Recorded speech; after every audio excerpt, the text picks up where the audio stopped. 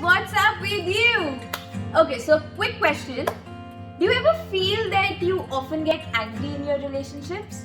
I mean, the more important and closer the relationship is to you, for example, your parents, your spouse, girlfriend, boyfriend, your best friend, utna hi easily you get ticked off at small things and then you get angry and then that leads to huge fights.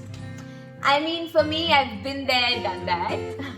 But if you also feel you've been through the same, then keep watching the video, because in this video, I share my version of why I think we get angry in our relationships, and is there a way to control this anger and stop those long arguments. So let's begin. Okay, तो सबसे पहले let's understand the reason behind our anger. You know, I feel anger is caused because of unmet expectations.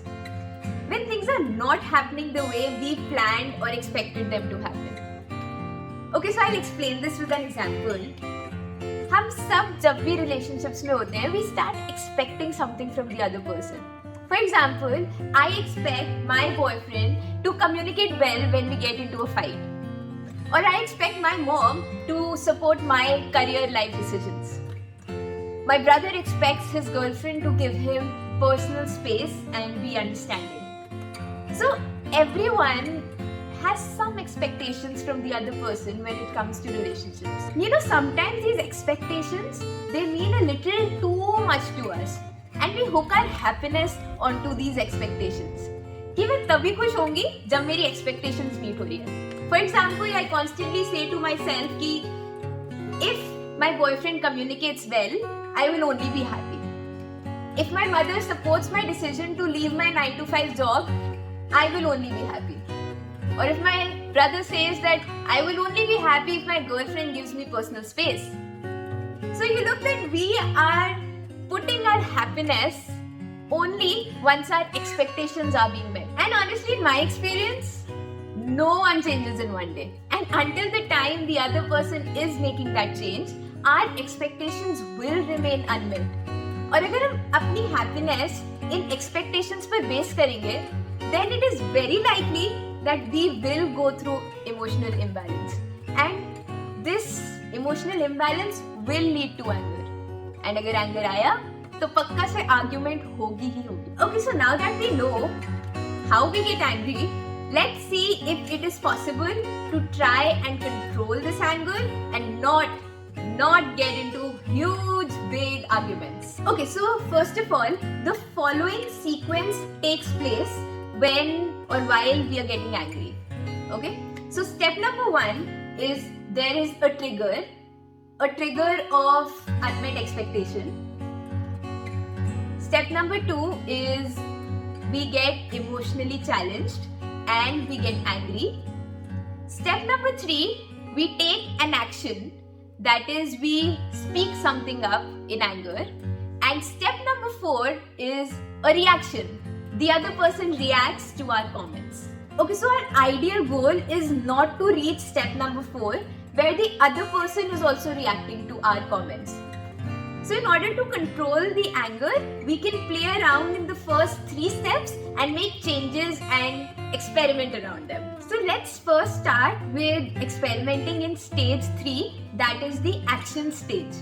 Now this is the stage where our anger is transferred from our mind and emotions into our actions. For example, we speak out mean things to others, or we throw off things, we act upon our emotions. So the way to control our anger here is to stop that action from happening. And that is why we hear techniques like taking deep breaths or counting back from 10 to 1, because it is a way to break our flow of getting angry, control our mind and not take instant action. Second, we could try controlling our anger at an earlier stage, that is our emotion state. So we do not let our emotion of anger come out so aggressively. And how could we do that? Number 1 could be that we set minimum expectations from the other person.